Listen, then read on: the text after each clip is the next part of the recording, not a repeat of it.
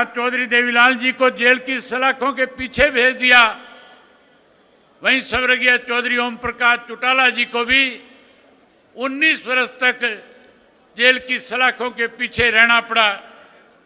19 महीने के बाद जब जेल से बाहर आए, तो बाहर आने के बाद जब चुनाव हुआ, तो न केवल देश से कांग्रेस पार्टी को जाना पड़ा, बल्कि चौधरी देवीलाल के नेतृत्व में हरियाणा में लड़ाई लड़ करके कांग्रेस पार्टी को सत्ता से दूर करने का काम किया। साथियों, मुझे अच्छी तरह से याद है, सन 1985 का वक्त था, पंजाब में उग्रवाद चरम सीमा पे था और पंजाब के उस उग्रवाद को कैसे खत्म किया जाए, उसके लिए देश के प्रधानमंत्री स्वर्गीय राजीव गांधी ने एक समझौता पंजाब के लोगों के साथ किया, जिसका नाम राजीव लोंगोवाल समझौता रखा गया।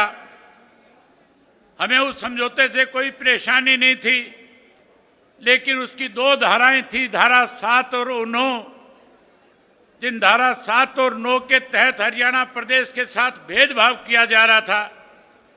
हरियाणा प्रदेश में उस वक्त कांग्रेस की तरफ से मुख्यमंत्री के पद पे चौधरी भजन लाल आसीन थे, बैठे थे।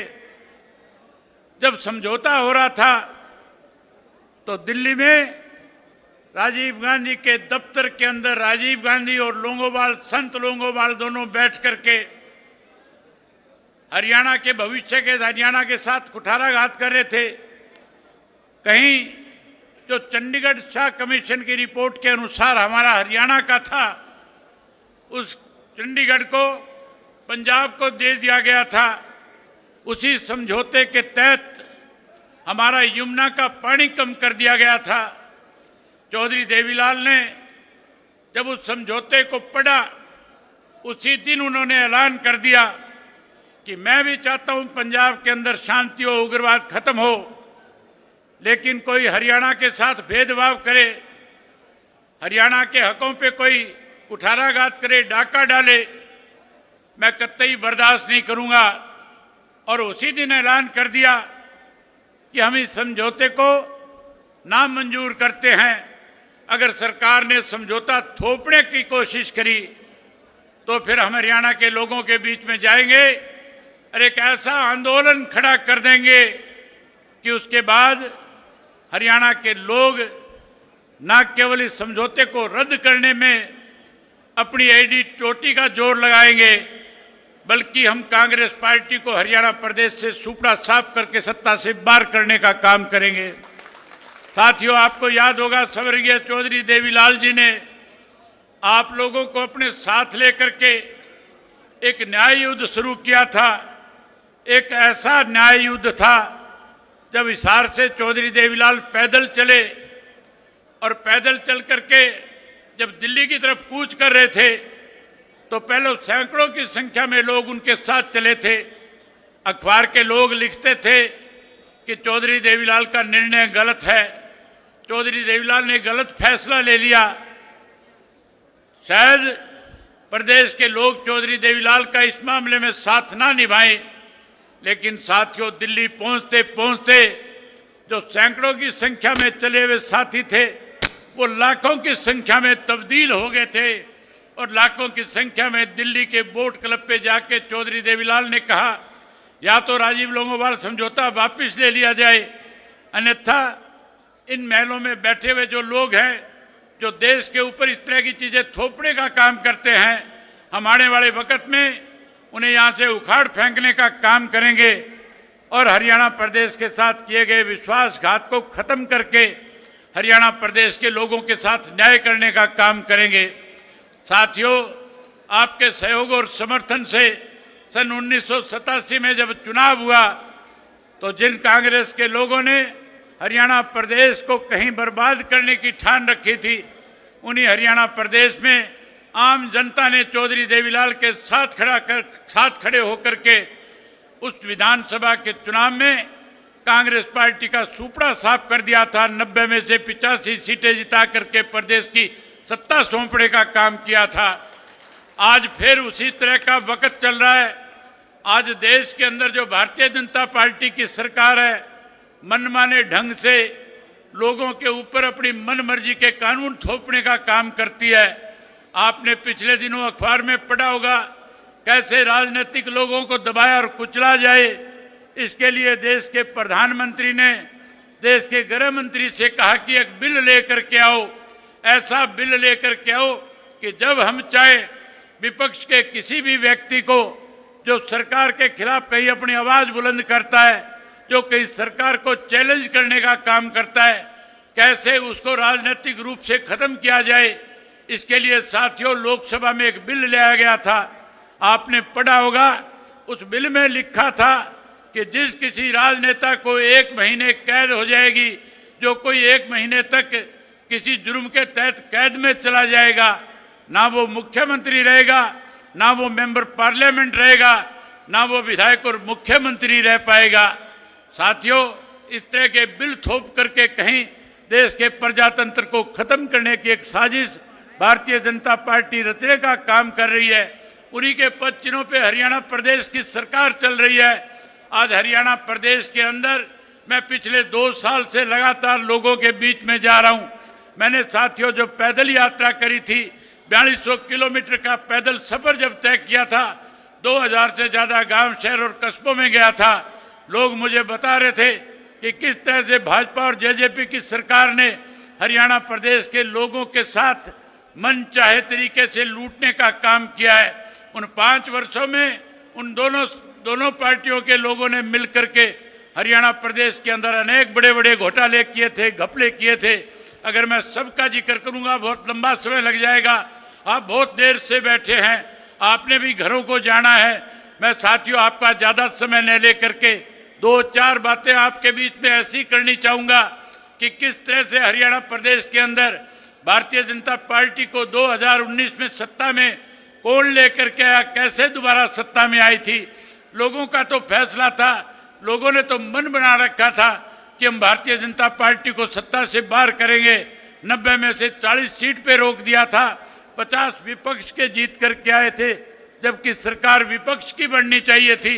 लेकिन साथियों 10 ऐसे लोग जीत करके आगे जो कहीं चौधरी देवीलाल के नाम की माला जपा करते थे, जो कहीं कहते थे कि हम चौधरी देवीलाल की नीतियों को लागू करेंगे, जो कहते थे 75 पार का नारा देने वाली बीजेपी को हम जमुना पार कर देंगे।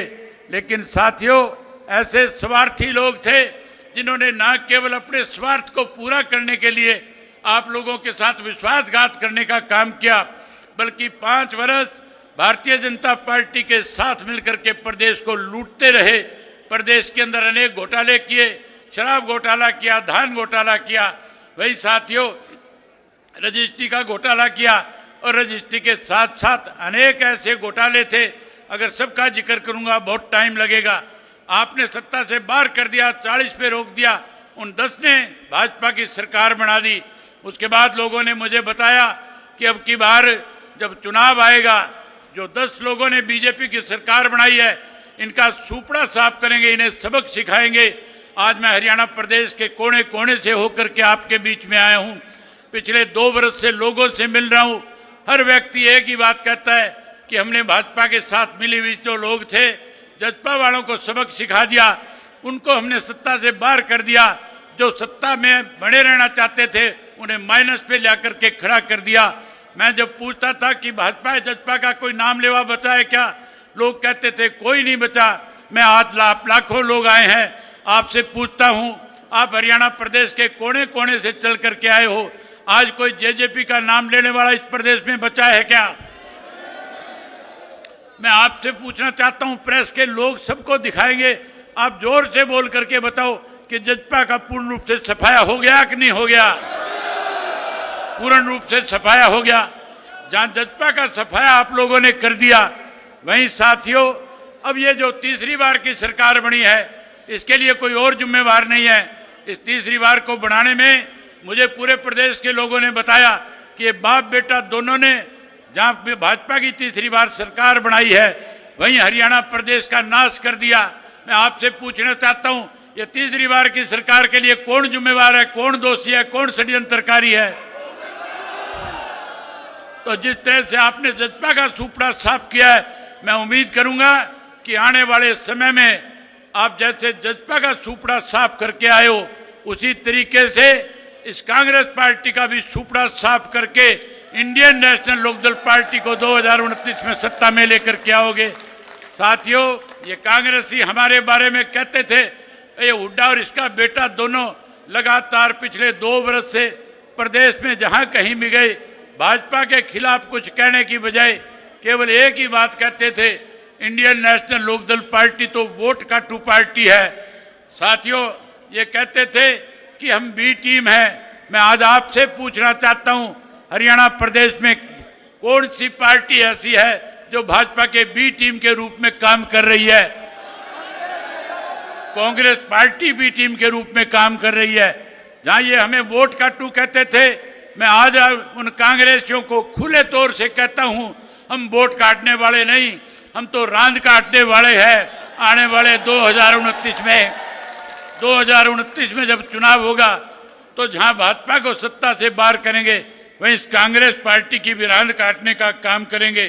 साथियों, मैंने चेतना यात्रा में चौधरी देवीलाल जी के साथ बहुत काम किया था। मैंने चौधरी देवीलाल जी से बहुत कुछ सीखा था। चौधरी देवीलाल किस तरह से गांव-गांव में जाते थे, लोगों के बीच में बैठ करके उनसे पूछते थे कि कांग्रेस का राज अच्छा था या उस वक्त में जनता दल का राज था। उसके बारे में लोग कहते थे कि चौधरी देवीलाल ने जो राज बनाया था, चौधरी देवीलाल जिसमें उप प्रधानमंत्री थे, हमें उस वक्त बहुत सारी सुविधाएं मिली थी। खुल के कह रहे थे कि अगर आज पेंशन पूरे देश में किसी व्यक्ति की वजह से मिलती है तो उस शख्स का नाम चौधरी देवीलाल था। आज 100 रुपये वाली पेंशन 3000 के रूप में प्रदेश के लोगों को मिल रही है। साथियों, 2029 में अपनी सरकार बना लेना, इसी चौधरी देवीलाल की बनाई हुई पेंशन को 2 गुना के रूप में करके हरियाणा प्रदेश के बुजुर्गों का मान सम्मान बढ़ाने का काम करेंगे।